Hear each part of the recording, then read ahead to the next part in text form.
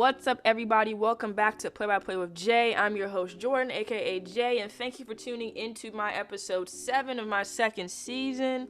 Last episode was really cool. I was glad to be able to have my boy Deshaun on the show, talk a little bit March Madness, and I'm just gonna do a little overflow of that right now, just because it's been some crazy upsets. Like who would have thought? And let me actually say this: my brackets are still alive, so I don't know about the rest of y'all. I guess y'all was listening to Deshaun on them picks last week instead of listening to me. Because I got the proof right here. Listen, there are some brackets that are busted because I made about 8, right? I made about 8. Just because the powerhouse schools, your Duke, your Kentucky, your Kansas, I'm trying to think of some other just known schools that generally are always in the tournament or always do well in the tournament or technically have a chance at winning the tournament, they weren't in play this year. So it was really, or it still is really, anybody's game. Like, everybody still has an idea of who they think is going to win it. Gonzaga, because they still haven't lost yet.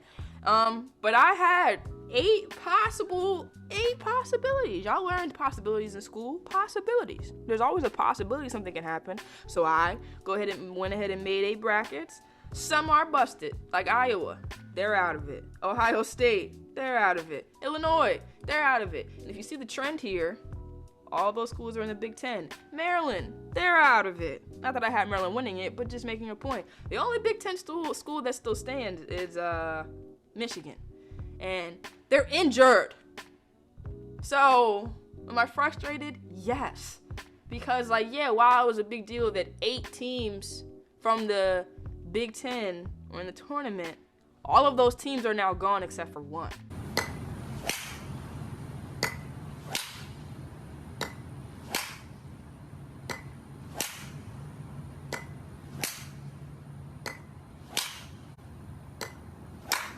So what did we really do? Michigan State. We didn't even, come on. We need better representation. I tell you where we went wrong. Putting all our eggs into that Ohio State bucket. We should have known to never, at least I am speaking for myself. I am a Marylander. I am a Terp at that. I should have known not to put all my eggs in the, what do they do to,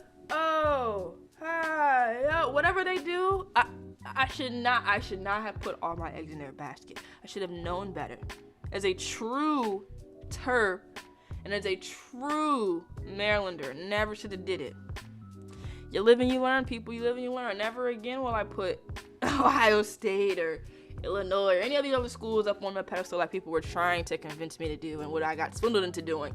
But while I'm even on this topic, and this isn't even what I wanted to talk about today, we got to stop taking the game so seriously. There's a line that fans cross sometimes. If you all would agree, maybe you won't agree, but I'll give you a good example. So E.J. Liddell is one of the forwards for Ohio State.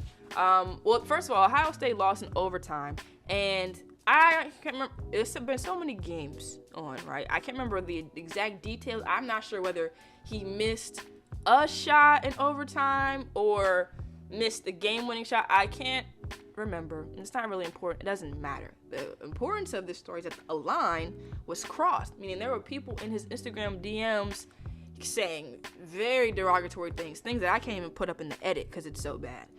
Saying this, calling him out his name, saying that, saying I hope you die, all kinds of crazy stuff. And the reality is, these are people too. And then you go the extra step, putting that stuff, because we already know that this stuff happens at games. Even we've heard it on a professional level, people just getting real disrespectful, the fans and the NBA, stuff like that.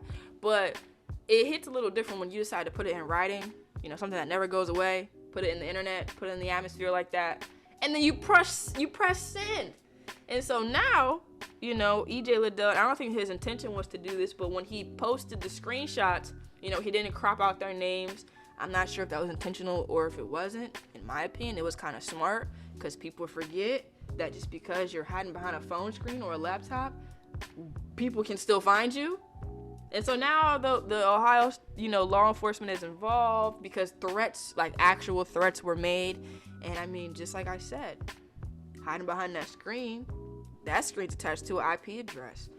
All they gotta do is do a quick little back search. Oh yeah, it was pinged where? And they live here? Okay, we'll be there. We'll be waiting for them in 20 minutes outside the door, waiting. So watch what you put on the internet, but watch how you treat these athletes when they lose. Like, it's not that deep. Like, yeah, you might have lost some money. Yeah, your bracket could be busted. Oh well, like, okay, that's part of the game. It's literally called March Madness for a reason. Same thing with the Oral Roberts upset. Nobody and their mom, except for the ones who predicted it, could have seen it coming. And then those who predicted it right, they still didn't have them going as far as they're going. They're in the Sweet 16 now. So nobody saw that. So I think like fans need to just get a grip. I wanted to like emphasize that, because that really just made me mad. Like, you really threatening that guy's life over a basketball game. You for real right now? But while I'm on the bracket, March Madness, NCAA, let's talk about how whack the NCAA is. And I think people are going to try and forget about this because they quote unquote rectified the situation. They didn't rectify squat. They did what I call putting a Band-Aid over an avalanche, right? So if you have and if you guys can't tell, I'm a physical learner. I'm a hands-on learner. So I talk with my hands, I learn with my hands, but I also love like diagrams, examples, references. That's what I thrive off of. My friends know that. So just bear with me here. You have not a mountain, you have a dam, a giant dam, okay? Dam's been up for, let's not be too dramatic, let's say 100 years. Let's keep it simple. This dam has been up for 100 years. So many populations of people have gone and looked at this dam and seen how pretty it is and marveled at it, etc., taking pictures in front of it. It's a beautiful dam. But over time, climate change, things like that, whatever the case may be, the dam starts to get a little crack in it. Little crack. It's a little small crack, but it's a crack nonetheless, right? So years go by, everybody ignores that crack because it's so small. What's a small thing to a giant? What's a small crack to that big, sturdy, stable dam, right? Years go by, you look at the dam again, you're like, wait a second. I can't, 1, 2, 3, it's a lot more cracks in the dam, right? You're like, huh. Next thing you know, you blink, you got waters coming out the dam where it was supposed to be super secure and safe, and you're trying to figure out how'd this happen? All those ignored cracks over the years now have conjoined and made one giant crack that's about to make the dam either split open and burst and drown everybody, or we can try and do what we can do to save it. Instead of taking either one of those routes, we put a Band-Aid on it and hope that it resolves the situation. So we got a nice little cute sizable Band-Aid. Go ahead and slap that Band-Aid on there real quick. And look at it. The dam is holding up. So we can go on about our business and just keep living our lives. That's what happened with the NCAA. It's dramatic and it's drawn out as that example was. Sorry. That's what they did. They slapped a Band-Aid on the cracking dam. And what they're going to find out is that Band-Aid is going to hold. Oh, yes, NCAA, that Band-Aid is going to hold strong. You know when you get a cut and that Band-Aid, and you get on there so tight and it looks like you cutting the circulation off and it's holding on tight? That Band-Aid's going to hold on for dear life. But let me tell you this, NCAA, when that Band-Aid finally decides to come off and the floodgates come pouring out, I just know that Jordan Glenn, play-by-play with Jay, tried to warn you. Okay? Now, if you don't know the context of anything that I'm talking about, we all know that in the sports world, men get treated better than women. Period. And it's just the way of the world, and we're trying to do things to change that, right? So specifically with the NCAA tournament, the men, they get, and I'll have pictures and images floating in if you're on YouTube watching this, but the men, they get all this gear. They get, the better side of food. They get this elite weight room and this workout center. And the women, when I say that they got the gum on the bottom of the NCAA shoe, I wouldn't know.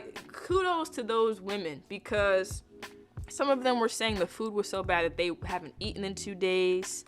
They had to figure out other ways to work out because of the workout conditions. They just, the disrespect was real. The disrespect was real. And so the NCAA were like, oh, we're trying to work on ourselves and we're gonna fix this. They didn't do anything. There were companies, organizations, people trying to contribute to the women's success. And so now. And today the women finally getting a real weight room. Here's ABC's Rena Roy. Tonight, the NCAA women's basketball team suddenly getting what wasn't there yesterday. All this training equipment. And people were saying it's like the WNBA, where nobody watches women's college basketball, so that you're wrong. Here's why you're wrong. Because NCAA has to follow Title IX. No person in the United States shall, on the basis of sex, be excluded from participation in, be denied the benefits of, or be subjected to discrimination under any education program or activity receiving federal financial assistance, which the NCAA is. It's as if they forgot they were coming and were like, oh, the women are here. The women are here. Okay, everybody get those 15 mats and that one station of dumbbells, and they should be good for an entire month of tournament play.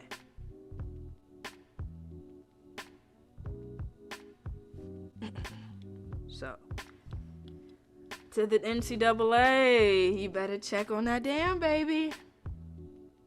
Because if you think that they're gonna forget about this too, like, yeah, they have a weight room now.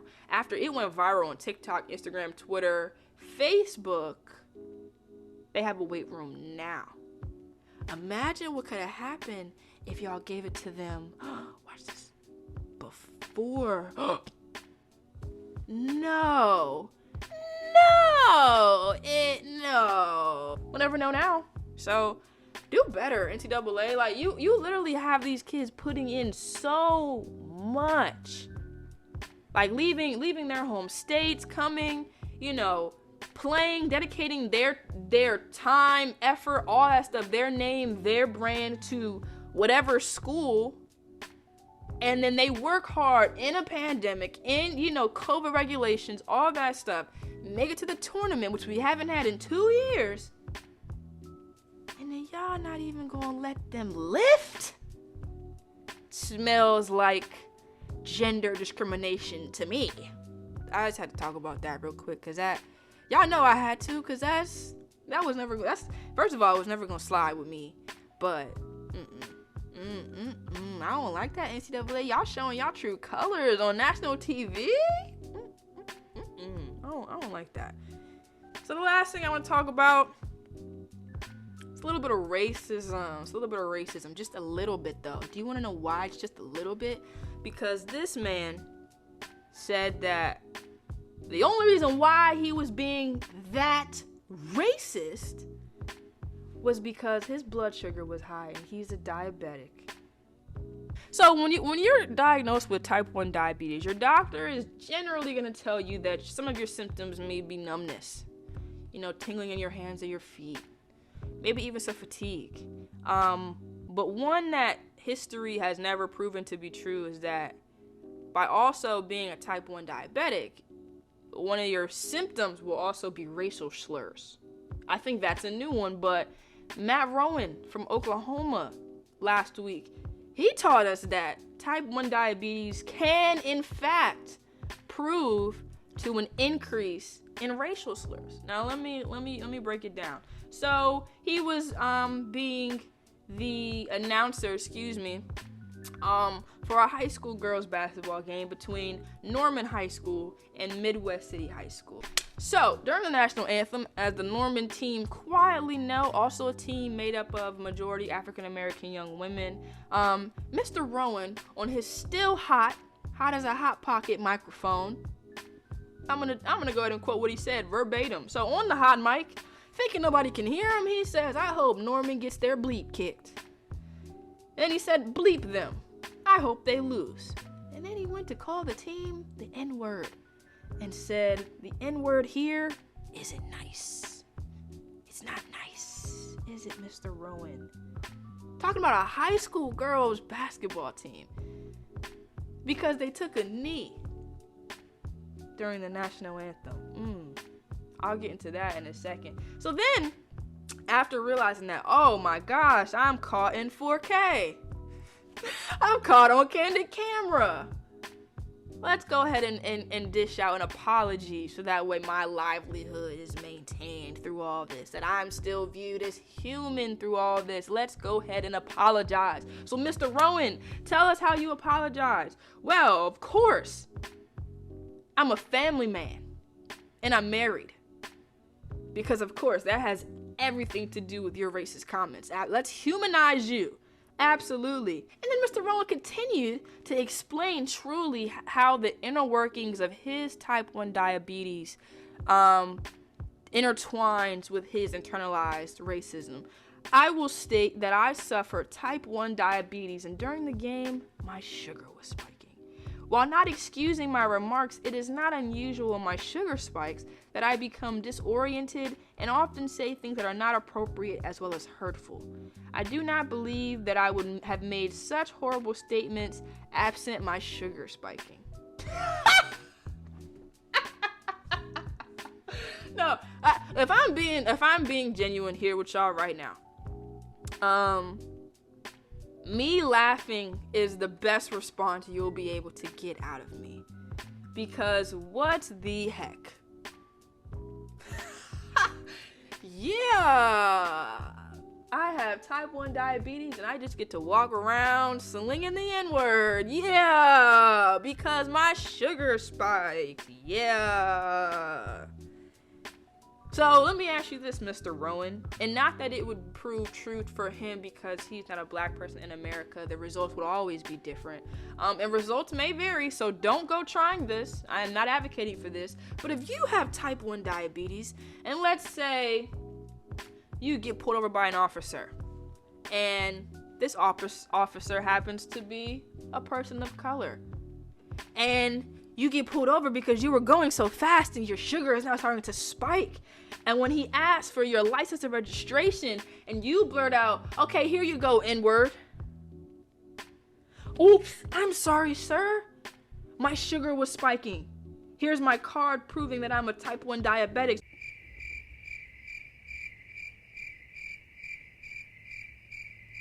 Let me tell you something, Mr. Rowan. That officer is going to look you slowly up and down, and he is going to proceed, if not do the most now. I really wish, and this is really not to make it a race thing, I just really wish people in my community had the privilege to do foolish things and then be like, oh yeah, it was my type 1 diabetes, child, that just made me start tripping, or oh yeah, I said that just because I didn't get enough sleep last night. No, I was feeling a little tired, so I wanted to go cuss my boss out just because.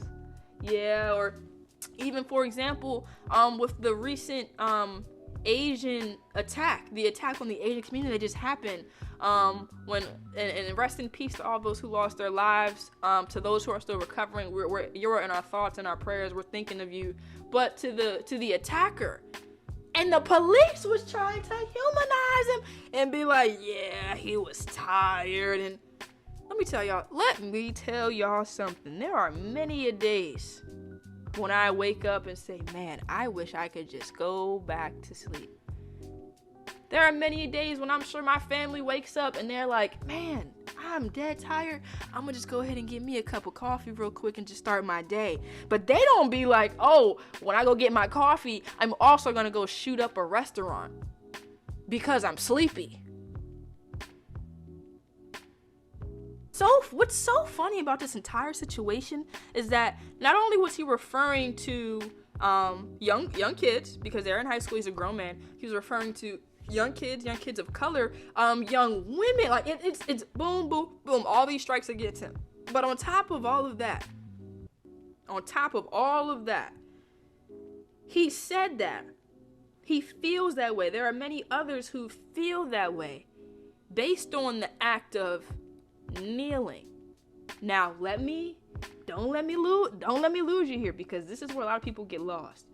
Imagine if you put that much emphasis and energy in helping to fight. Hold on. Our fight. Oh.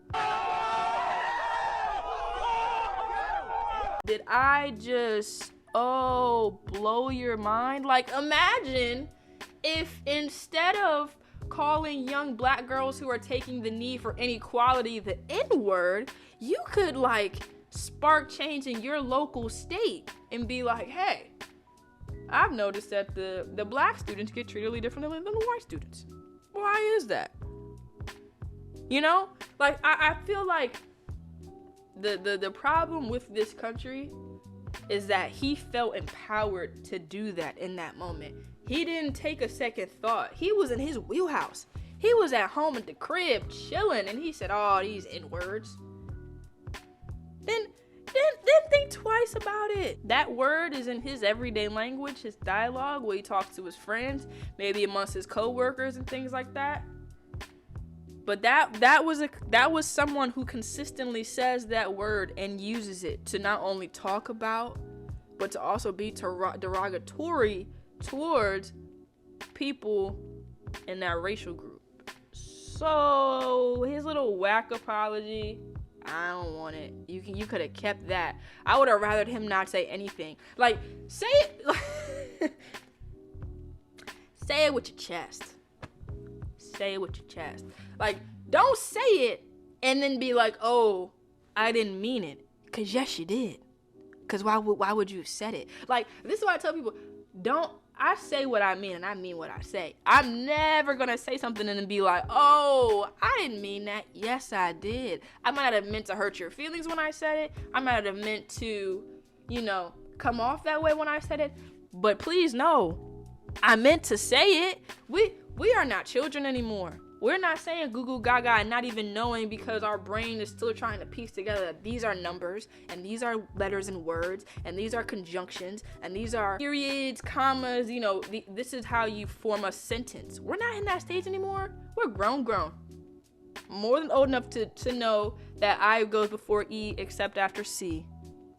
Like, don't play with us. I just want to see change, like I'm kind of tired of this.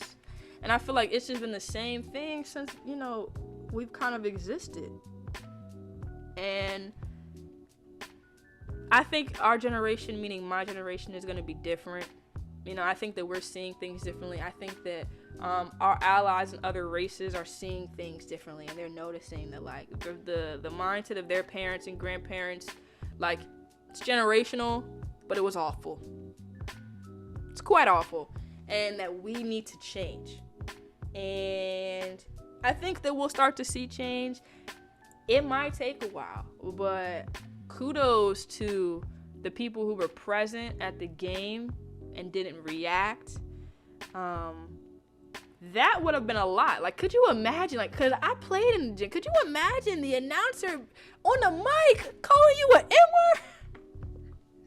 I just want to see some change. That's all. I don't want my kids to grow up in a world where sports announcers can just call you an N-word just because they're thinking it. There should have been some sort of repercussions because of that. But instead, there was zilch, nada, nothing, cero, none, nunca. Why? Why is that okay? Like, why? And that's what why is that okay? Food for thought. Think about that as you're driving down the highway right now, or as you're shopping in the grocery store, or as you're listening to me and neglecting your responsibilities. Let that sizzle in your spirit. Okay? We need change. So what are you doing every day to help spark some change? The answer is nothing. You need to go reevaluate yourself. And remember that Play by Play with Jay told you that. Okay? But But thank you guys so much for tuning into this episode 7. I hope you guys enjoyed. And we'll come back next week for episode 8. Also, whether you're listening to me on Apple Podcasts, Spotify, Anchor, whichever, whether you're watching me on YouTube, do me a favor, and I don't ask for many. Leave a rating, leave a review, or leave a like and a comment, whichever is applicable for your social network that you're on, because it makes my podcast more discoverable, and quite frankly, it makes me look good. Like, if a new listener shows up and they're like, ooh, she got 5 stars by this many people, oh, I'ma tap in, you know? If y'all just out here just listening and being like, oh yeah, it's good, but not giving me no real feedback, what I'm gonna do with that? Well, what I'm gonna do with that? So help a sister out, okay? So yeah, rate, review, like, leave a comment, like, get active with me, comment on social media, like, let me know that I'm doing a good job. Okay, like sometimes my self-esteem needs it too. So just a little comment to help, little comment. But again, thank you guys so much for tuning in. This is your girl Jordan, aka Jay, giving you the play-by-play each and every week. I'll see y'all next week. Peace.